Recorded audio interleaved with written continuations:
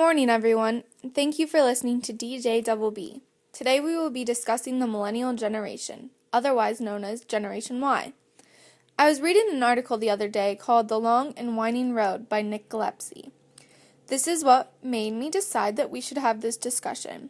The article talked about how Gen Yers wanted their parents to die off and leave them alone. I think that this is exactly how we act. Being part of Generation Y, I think that we are very independent. But we are just like other generations. Generations are roughly 30 years in length. It is the time between the birth of a parent and the birth of their child. Now, as mentioned before, Generation Y is the generation that we all belong to. We do what we want when we want to do it, and expect everything to be handed to us. So with that, let's listen to Josh, Ben, and Danielle in their view on Generation Y. All right, thank you, Bailey. So, with Generation Y, also known as millennials, coming up, I've got kind of a cynical view to them. I see them more as this generation that has the ability where they have to get started very soon in life and get off on the right foot, or else they really just kind of can't recover from it. I would kind of looked through the generation of these kids through the idea of Blink-182 and their sort of music. It's a very different approach to like what many look through with the kind of partying idea and everyone's out having fun and just overall just having a good time. It's more of this idea that we really don't know what to do with ourselves if we don't get off to the right start. There's a lot of kids nowadays who, if they don't automatically just start off well and get through high school, get through their adolescent years or teenage years, and get through those with a good start, it really just brings them down in the rest of their life. I see this just kind of, you see a lot of kids who just screw themselves up, screw things up during high school, don't get the grades they should, don't get into colleges, and then all of a sudden their entire plan for life goes down the drain. And it just kind of goes to show that we're very dependent on what happens in our teenage years. And so with that, Blink-182 kind of exemplifies this. Due to the fact that they're just looking through the lens of this, they kind of show what happens. They give their personal experiences of what's gotten through them. They talk about depression. They talk about parental figures in their lives. They talk about school, how it affects them, issues that happen throughout high school.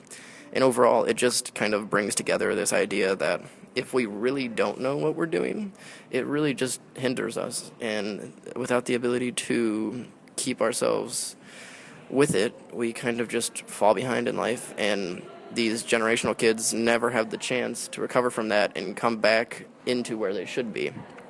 So with that, basically, I know it's a much more cynical view than what is usually taken with this generation, where it's kind of the opposite, honestly, because most of the time this generation is seen as this happy-go-lucky, but I see it as the negative side, and that's how I see the generation. Thank you.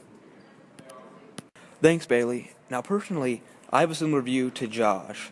I think that the main problem with Generation Y is the sense of entitlement that runs rampant. This generation is filled with kids who have been told that they are the cream of the crop their entire lives. For example, when I played Little League Baseball, everyone got a participation trophy. I mean, these kids were rewarded just for being there. They feel that simply showing up warrants getting rewarded. Now, my dad's a gym teacher, and he will be the first to tell you how easy it is to pass his class. He says that as long as you show up and do what is required, you will get an A. All you have to do is participate. But he will always have angry parents confront him about their child's failing grade. They think that my dad's to blame for their child not doing well, and not the child, didn't do anything wrong. The child only has to participate in order to pass the class. That's it. Nothing else. He only has to show up and do what he's told. But when the kid doesn't do that and he fails the class, the parents, instead of giving their kid a hard time, they think it's my dad's fault. They think he did something wrong. This is the reason why I think that kids nowadays ride on such high horses. They can't do anything wrong. And when they do mess up, it's not even their fault. They blame someone else. According to Aspen Education, they say that this sense of entitlement comes from the constant praise that kids get when they're young. Everything they do is just superb. Everyone is different and unique in their own special way. No one is wrong and everyone is right. Due to this sense of entitlement and overconfidence, kids today aren't prepared for the real world. They aren't prepared to be fiscally responsible, and they aren't prepared to be out on their own. They have had everything handed to them on a silver platter their entire lives, and then they're suddenly expected to grow up. This is why I believe that more and more 20-somethings are still living with their parents, and why suicide rates among emerging adults has gone up. They are entitled and unprepared for the real world. When they aren't given just what they want, they don't know how to handle it, and often blame others and then continue to act as nothing has ever happened instead of actually dealing with the problem. I view the millennial generation as a carefree, laid-back group of people who just love to have a good time. The millennials are currently people that are in their early 20s and current teenagers, and they have a big reputation of partying. I see it every day, from listening to new songs and hearing the lyrics to just seeing these people throughout my day.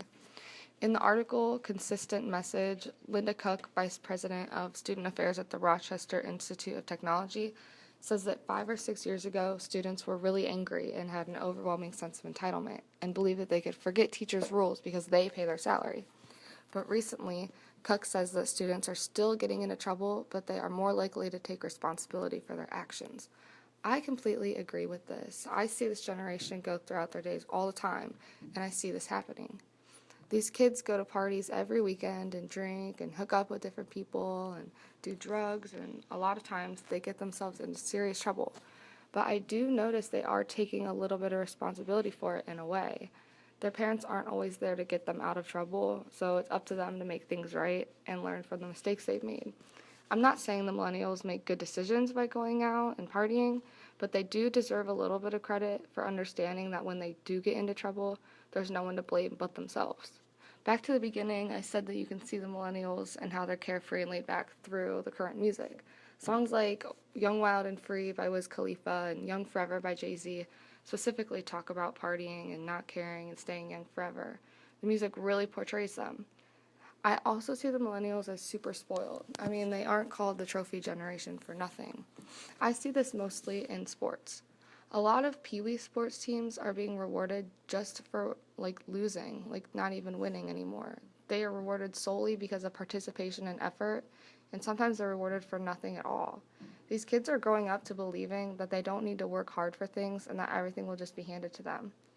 I don't think all these points describe every single person that falls into the millennial generation, but for the generation as a whole, this is how I view them.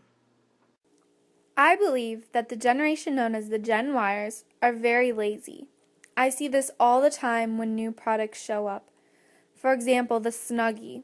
This incredible blanket was made with sleeves so we could kick it on our couch all day long. This and other products have made it so easy for our generation to just not want to do anything. Now, smartphones and other devices have also made my generation less likely to go out and do something. We really do rely too much on these devices. This is a big reason on why we are lazy. One thing that represents our generation really well is music. Music shows how people live their day-to-day life.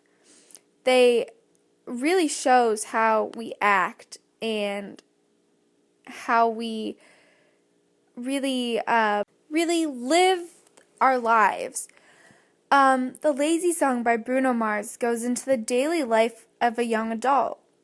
They really do nothing, and they go far by thinking about what they'll do, but they never execute the plan.